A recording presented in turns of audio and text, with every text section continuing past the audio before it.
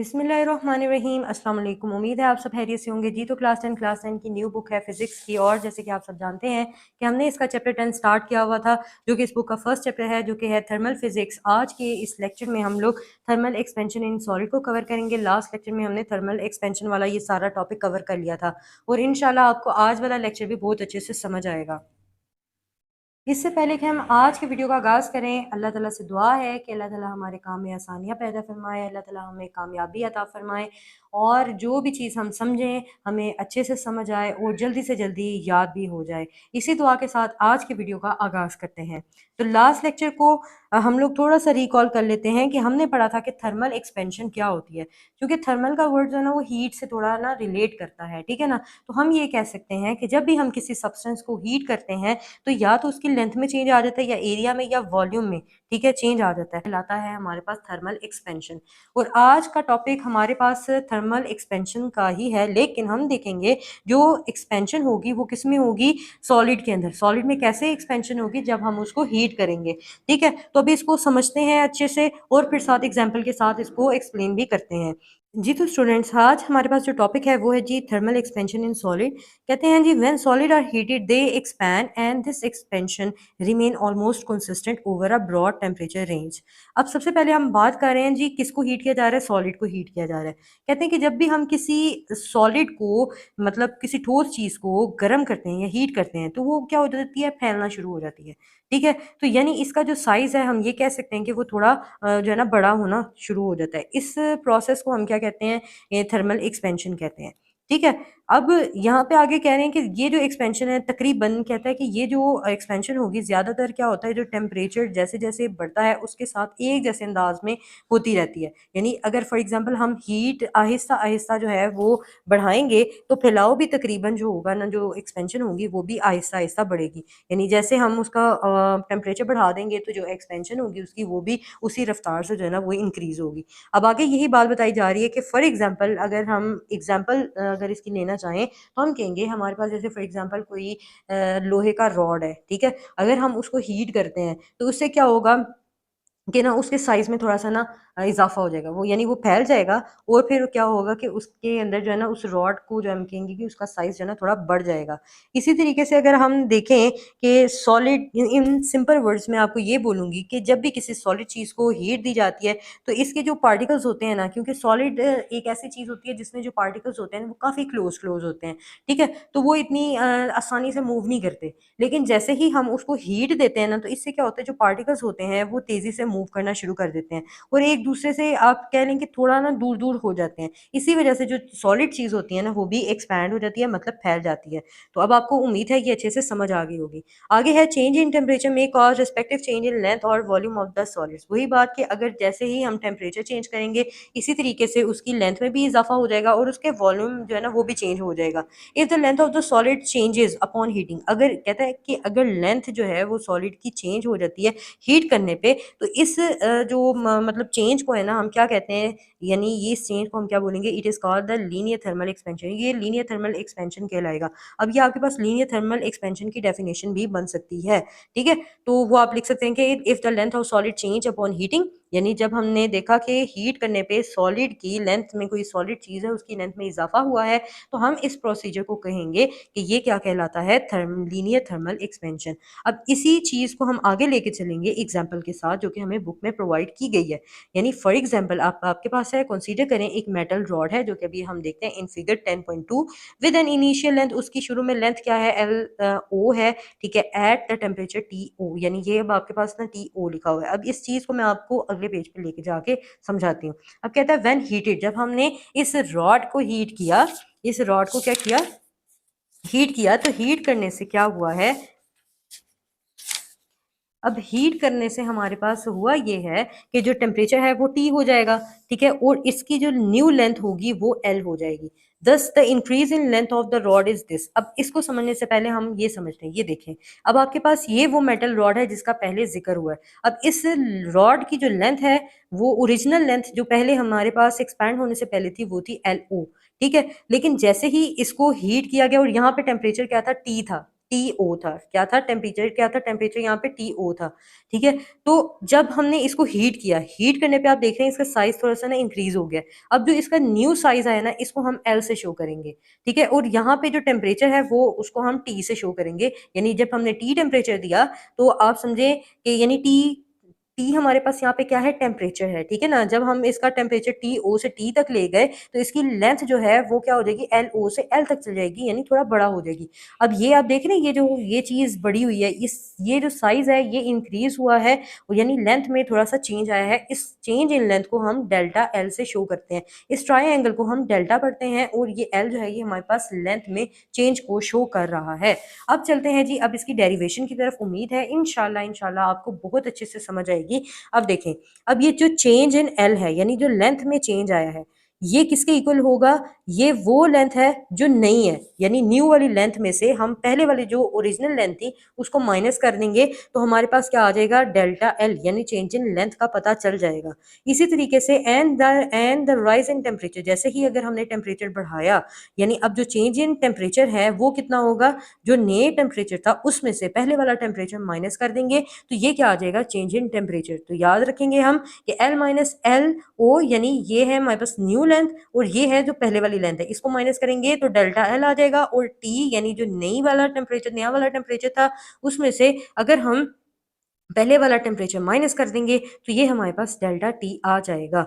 इसके बाद हमें कहा जा रहा है, it has been observe that the change in length, यानी ये जो चेंज इन लेंथ है इसको हम डेल्टा L से शो कर रहे हैं सॉलिड की, ये डायरेक्टली प्रोपोर्शनल है to its original length and temperature change, यानी डेल्टा T 10। अब यानी अब देखें, ये जो था हमारे पास चेंज इन लेंथ है ये डायरेक्टली प्रोपोर्शनल है, यानी जितनी लेंथ में चेंज आया है वो उतना ही आप कहेंगे कि हमारे पास इसकी ओरिजिनल लेंथ है, ये डायरेक्टली प्रोपोर्शनल है ओरिजिनल लेंथ के और चेंज इन टेम्परेचर के। अब इस प्रोपोर्शनैलिटी के साइन को हटाकर हमने क्या करना है, इक्वल लगाना है, और ए यहाँ पे है कोफिशिएंट ऑफ लीनियर एक्सपेंशन, ये क्या होगा, कोफिशिएंट ऑफ लीनियर एक्सपेंशन, बाकी सारा सेम टू सेम रहेगा।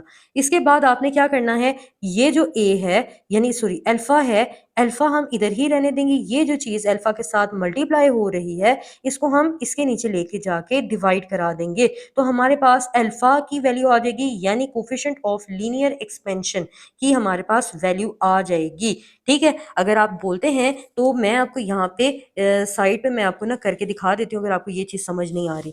ठीक है, तो ये कुछ इस तरीके से लिखा हुआ है, ये है हमारे पास डेल्टा, ठीक है, डेल्टा L अपनी जगह पे है, ठीक है। उसके बाद ये जो अल्फा है ये हम इसको इसी साइड पे रहने देंगे, ठीक है। ये जो इसके साथ मल्टीप्लाई हो रहा है ये कुछ इस तरीके से जो है ना वो लिखा हुआ है, ठीक है, जो कि आपको ये बार जो है ना, ये जो लाइन है, ये स्लैश, ये डिवाइड को शो कर रही है, ठीक है, ये चीज है। उसके बाद अब आपके पास ना यहाँ पे ये L माइनस एल नॉट कहाँ से आया, देखें, ये जो था ना डेल्टा L यानी चेंज इन लेंथ, ये हमने ऊपर अभी पढ़ा है कि ये L माइनस एल ओ के इक्वल है, यानी न्यू लेंथ में से ओरिजिनल लेंथ को माइनस करने वाली वैल्यू है इसकी, तो इसकी जगह हम लोग लिख देंगे L माइनस एल ओ, ठीक है। इसके बाद हम इसको ऐसे ही रहने देंगे, अल्फा को हम इधर ही रहने देंगे, और ये वैल्यू जो कि डिवाइड में है वो इसके साथ जाके क्या हो जाएगी, मल्टीप्लाई हो जाएगी इस तरीके से, ठीक है। अब करना ये है आपने कि आपने ना लेंथ की वैल्यू निकालनी है, यानी जो न्यू लेंथ आई है इसकी अगर आपने वैल्यू निकालनी है, यानी ये वाला आपके पास जो एक्सप्रेशन आ रहा है ये कैसे आएगा, ये हमारे पास इस तरीके से आएगा कि हम एल को इधर ही रहने देंगे, ये जो माइनस एल ओ है यानी ओरिजिनल हमारे पास लेंथ है, इसको दूसरी साइड पे लेके जाके क्या करवा देंगे, प्लस करवा देंगे, ये हमने लिख लिया इसको प्लस में, इसके साथ कौन सा निशान है, प्लस का निशान है, इसको ऐसे ही रहने देंगे। उसके बाद अल्फा अपनी जगह पे, एल ओ अपनी जगह पे रहेगा, और ये डेल्टा टी यानी चेंज इन टेम्परेचर हम इसको ऐसे ही रहने देंगे। अब इसमें से हमने क्या करना है, एल ओ को कॉमन निकालना है, इसके पास भी एल ओ है, इसके पास भी एल ओ है, यानी इसके अंदर भी हमारे पास ओरिजिनल लेंथ है, इसमें भी ओरिजिनल हमारे पास लेंथ है, तो इसको हम कॉमन निकाल लेते हैं। इसकी जगह पे हमारे पास 1 आ जाएगा, प्लस इस तरह से रहने देंगे, यहाँ पे अल्फा रह जाएगा, ये बाहर चला गया है, इसकी जगह चेंज इन टेम्परेचर आ जाएगा इस तरीके से। तो ये आप देख सकते हैं ये वाली इक्वेशन हमारी बन गई है, और उम्मीद है आपको ये इक्वेशन बनानी भी अच्छे से समझ आ गई होगी। अब बात करते हैं आगे कि here alpha is called the coefficient of linear expansion, यानी ये जो अल्फा की हमने बार बार जिक्र की है ये हमारे पास क्या है, लीनियर एक्सपेंशन का ये कोफिशिएंट है, ठीक है, ऑफ द मटेरियल जो भी हम मटेरियल यूज करेंगे, जैसे कि हमें टेबल 10.1 में शो किया जा रहा है, टेबल 10.1 ये है, यानी जोन सा भी मटेरियल होगा उस हिसाब से इसकी जो है ना वैल्यू होगी। जैसे अगर मटेरियल में हमारे पास एल्यूमीनियम है या ब्रास है, तो इस हिसाब से जो हमारे पास अल्फ़ा की वैल्यू होगी वो ये होगी। एल्यूमीनियम है उसके हिसाब से अल्फ़ा की वैल्यू, हम जब न्यूमेरिकल में ये सारी वैल्यूज़ ना न्यूमेरिकल में भी यूज़ होती हैं और ये कांस्टेंट वैल्यूज़ होती हैं हमारे पास, तो ये आपने याद भी रखनी है, एमसीक्यू में भी पूछी जा सकती हैं। ठीक है, तो ये हमारे पास एल्यूमीनियम के लिए ये है, ब्रास के लिए ये है, कॉपर के लिए ये है, तो इस तरीके से सब चीज़ों के लिए अलग-अलग है। ठीक है, इसके बाद हम बात करते हैं कि the volume of the solid also increase. अब पहले हमने लेंथ की बात की है, अब हम बात करेंगे वॉल्यूम की। ठीक है, अब वॉल्यूम ये है कि हमने देखना है कि सॉलिड का जो वॉल्यूम है क्या वो भी इंक्रीज करता है। जी बिल्कुल, यहाँ पे जो वॉल्यूम होगा सॉलिड का वो भी इंक्रीज होगा जैसे ही हम उसका टेम्परेचर बढ़ाएंगे। ठीक है, this is known as volume thermal expansion. तो ये वॉल्यूम थर्मल एक्सपेंशन की डेफिनेशन भी बन सकती है कि आप बताएं डिफाइन वॉल्यूम थर्मल एक्सपेंशन। तो आप बोलेंगे the volume of a solid also increase when it's size when its temperature rise, यानी जो सॉलिड का वॉल्यूम है वो बढ़ जाएगा जैसे ही हम उसका टेम्परेचर बढ़ाएंगे। इसको हम क्या कहते हैं, वॉल्यूम थर्मल एक्सपेंशन कहते हैं। जो पहले हमने पढ़ी थी वो लीनियर थर्मल एक्सपेंशन थी, उसकी भी डेफिनेशन पूछी जा सकती है और इसकी भी आपके पास डेफिनेशन पूछी जा सकती है। ठीक है, उसके बाद है हमारे पास, सपोज करें कि एक सॉलिड है, हैज एन इनिशियल वॉल्यूम। अब जैसे हमने पीछे लेंथ के लिए किया है ना कि हमारे पास जो ओरिजिनल लेंथ थी वो क्या थी, हमारे पास एल ओ थी। इसी तरीके से हम कहेंगे शुरू में जो हमारे पास वॉल्यूम है वो है वी ओ, और वहां पे भी टेम्परेचर क्या था, टी ओ था। यहाँ पे भी हमारे पास जो ओरिजिनल यानी शुरू में जो टेम्परेचर है वो टी ओ होगा। ठीक है, शुरू में जो टेम्परेचर है टी ओ है, वहां पे भी टी ओ था। When heated to the temperature T, जब इस टेम्परेचर को हम बढ़ा के टी पे लेके जाएंगे तो यकीनन इसका वॉल्यूम जो वी ओ है वो भी क्या हो जाएगा, वी हो जाएगा। क्या हो जाएगा, वी हो जाएगा। ठीक है, और चेंज जो वॉल्यूम में चेंज आएगा, जैसे हमने ऊपर देखा था कि यहाँ पे हमारे पास लेंथ में चेंज आया था, ये क्या था, नई वाली लेंथ में से हमने पहले वाली जो लेंथ है उसको माइनस किया था। इसी तरीके से हम लोगों ने यहाँ पे भी करना है कि जो हमारे पास चेंज इन वॉल्यूम है, जो पहले वाला जो नया वॉल्यूम होगा उसमें से पहले वाला वॉल्यूम माइनस कर देंगे तो ये हमारे पास चेंज इन वॉल्यूम आ जाएगा। बाकी टेम्परेचर का, जैसे पहले टेम्परेचर हमने बढ़ाया था, ठीक है, जब टेम्परेचर बढ़ाया था तो हमारे पास यकीनन जो है ना उसके पहले वाले टेम्परेचर में से हम नए वाले टेम्परेचर में से हमने पहले वाला टेम्परेचर माइनस किया, तो हमारे पास जो चेंज इन टेम्परेचर है वहां पे भी यही आया था और यहाँ पे भी यही आया है। सिर्फ फर्क ये है वहां पे लेंथ की बात हो रही है और यहाँ पे वॉल्यूम की बात हो रही है। ठीक है, तो इस हिसाब से आपने इसको भी याद करना है। जब आप वो पहले वाला अच्छे से कर लेंगे ये वाला भी आपको आसानी से हो जाएगा। अब देखें, similar to the linear expansion, वो थी लीनियर एक्सपेंशन, ये कौन सी है, वॉल्यूम यानी इसमें वॉल्यूम में वॉल्यूम थर्मल एक्सपेंशन हो रही है। ठीक है, अब कहते हैं लीनियर एक्सपेंशन की तरह जो इंक्रीज इन वॉल्यूम, अगर हम वॉल्यूम में इंक्रीज आता है वो डायरेक्टली प्रोपोर्शनल होगा ओरिजिनल वॉल्यूम के और जो चेंज इन टेम्परेचर है उसके। जैसे वहां पे आया था, क्या आया था जी, हमारे पास ये आया था ना, डेल्टा एल था, डायरेक्टली प्रोपोर्शनल था ओरिजिनल लेंथ के और चेंज इन टेम्परेचर के। अब आपने यही चीज यहाँ पे भी नोट करनी है। यहाँ पे देखें, यहाँ पे वॉल्यूम आ गया, चेंज इन वॉल्यूम है, डायरेक्टली प्रोपोर्शनल है ओरिजिनल वॉल्यूम के और चेंज इन टेम्परेचर के। वहां पे हमने अल्फा को एज अ कांस्टेंट रखा था, कोफिशिएंट ऑफ लीनियर एक्सपेंशन रखा था, और यहाँ पे हमने जो है ना बीटा जो है ना वो लिखा है, यानी इस प्रोपोर्शनलिटी के साइन को हटा के इक्वल लगाया और साथ में बीटा जो है वो हमने लगाया। बीटा हमारे पास क्या है, कोफिशिएंट ऑफ वॉल्यूम एक्सपेंशन है। वो क्या था, वो लीनियर एक्सपेंशन के लिए था, और ये क्या है, ये वॉल्यूम के एक्सपेंशन के लिए है। ठीक है, तो बाकी सारा वैसे का वैसे ही है। अब यहाँ से अगर हमने बीटा की वैल्यू निकालनी है तो यकीनन इसको उठाएंगे और इसके नीचे लिख देंगे तो ये हमारे पास बीटा की वैल्यू आ जाएगी, जो कि यहाँ पे उन्होंने पहले ये बाद में निकाली है लेकिन हम पहले भी निकाल सकते हैं जैसे हमने अपने याद रखने के लिए, लेकिन बेशक लिखे हम लास्ट में। तो बीटा हमारे पास क्या होगा, चेंज इन वॉल्यूम, और उसको जो बीटा के साथ वैल्यू थी वो इसके नीचे आके डिवाइड हो गई है। तो ये बीटा जो हमारे पास क्या है, volume coefficient of volume expansion, ये हमने निकाल लिया। ये अपने याद रखना है, न्यूमेरिकल्स में इनका यूज होगा। अब आगे चलते हैं, यहाँ से हमने क्या करना है। अब आपको पता है कि चेंज इन वॉल्यूम की वैल्यू हमारे पास क्या थी, हमने देखा था कि जो नया वाला वॉल्यूम होगा उसमें से हमने पहले वाला जो वॉल्यूम था उसको माइनस कर दिया, और ये जो बीटा है ये वैसे ही आ गया, बाकी सारा कुछ वैसे ही है। अब जैसे वहां पे हमने किया था कि जो v है इसको हमने v की वैल्यू निकालनी है तो v को हम इधर ही रहने देंगे। ये जो हमारे पास ओरिजिनल वॉल्यूम था ये दूसरी साइड पे जाके प्लस हो जाएगा, और बाकी यहाँ पे प्लस लगा के, क्योंकि इसके साथ कुछ नहीं है इसका मतलब है प्लस है, तो ये बीटा ऐसे ही। इसके बाद हम क्या करेंगे कि ये जो वॉल्यूम है हमारे पास, वॉल्यूम भी ऐसे ही रहेगा। ठीक है, और साथ में चेंज इन टेम्परेचर है, ये भी हमारे पास ऐसे ही रहेगा। इसके बाद आप देखें इसमें से हमने क्या करना है, वी जब कॉमन लेते हैं, वी ओ कॉमन लेते हैं, इसके पास भी वी ओ है, इसके पास भी वी ओ है, तो हम इसको कॉमन ले लेंगे तो ये आ जाएगा 1 plus beta change in temperature, जैसे हमने उसमें निकाला था, यानी इसको बाहर निकालेंगे, इसकी जगह 1 रह जाएगा, लिख दिया, प्लस ऐसे का वैसे, बी वैसे का वैसे ये बाहर चला गया, इसको यानी कॉमन निकाल दिया हमने, वो नहीं लिखेंगे, और डेल्टा टी हम वैसे ही रहने देंगे। तो ये हमारे पास इक्वेशन 2 आ गई है। अब उम्मीद है आपको यहाँ तक अच्छे से समझ आ गई होगा। अगर आपको पहले वाला लेंथ वाला समझ आ गया तो ये आपके लिए आसान हुआ होगा।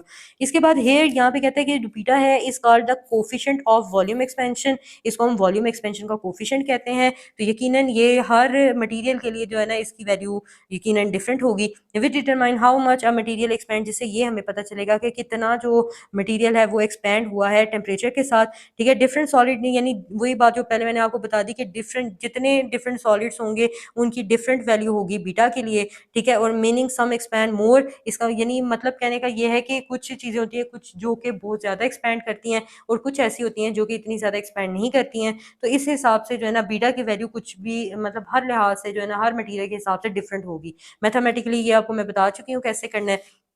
लास्ट पैराग्राफ है जो कि है इन सॉलिड, सॉलिड के अंदर क्या होता है, जो एटम मैंने आपको शुरू में ही बता दिया था कि जो एटम होते हैं वो इस तरह से सॉलिड के अंदर जो पार्टिकल्स होते हैं, ठीक है, या एटम है वो इस तरीके से अरेंज होते हैं कि वो टाइटली पैक होते हैं, ठीक है। इतना वो ना मतलब हिलना जुलना इधर उधर मूव करना वो इतना ज़्यादा नहीं होता। लेकिन जैसे ही हम उस चीज़ को मतलब हीट करते हैं ना तो वही जो पार्टिकल्स होते हैं वो तेज़ी से मूव करना शुरू कर देते हैं। इसी वजह से जो चीज़ होती है ना वो अंदर से तो नहीं, अंदर उनको ज़ाहिर बात है मूव करने की जगह नहीं मिलती है, इस वजह से वो जो चीज़ है वो बाहर से एक्सपैंड होना शुरू हो जाती है। तो ये चीज़ हम लोगों ने जो है ना आज के इस लेक्चर में कवर की है, और उम्मीद है आपको ये बहुत अच्छे से लेक्चर समझ आया होगा। और ये सारा ही आपने याद करना है क्योंकि ये लॉन्ग क्वेश्चन है। ये आपको पूछा जा सकता है कि आपने जो है ना थर्मल एक्सपेंशन की डेफिनेशन लिखें और थर्मल एक्सपेंशन इन एक्सप्लेन करें कि थर्मल एक्सपेंशन इन सॉलिड्स, यानी सॉलिड के लिए आप ये थर्मल एक्सपेंशन को जो है ना एक्सप्लेन करें, ये आपको लॉन्ग क्वेश्चन में आ सकता है, ठीक है। तो उम्मीद है आपको इतना ज़्यादा मैंने आपको अच्छे से एक्सप्लेन किया है, उम्मीद है आपको बहुत अच्छे से समझ आ गई होगी। वीडियो अच्छी लगी है तो वीडियो को लाइक ज़रूर करना है, चैनल पर नए हैं तो चैनल को सब्सक्राइब ज़रूर करना है। अब जो कि आप पहले भी माशाल्लाह बहुत अच्छी सपोर्ट दिखा रहे हैं और बहुत पसंद कर रहे हैं हमारी वीडियोज़ को, इसलिए मैं आपका जो है ना बहुत ज़्यादा शुक्रिया अदा करती हूँ, ठीक है, कि आपको हमारी मेहनत जो है ना वो अच्छी लग रही है और आपको पसंद आ रही है। इसी तरीके से आगे मज़ीद वीडियोज़ जो है ना वो देखने के लिए आप हमारे चैनल को सब्सक्राइब कर सकते हैं और आगे भी शेयर करें ताकि ज़्यादा से ज़्यादा बच्चे जो है ना वो हमारी वीडियो से फ़ायदा उठा सकें, ठीक है। So thank you so much for watching, keep learning sharing, see you next video, take care and अल्लाह हाफिज़।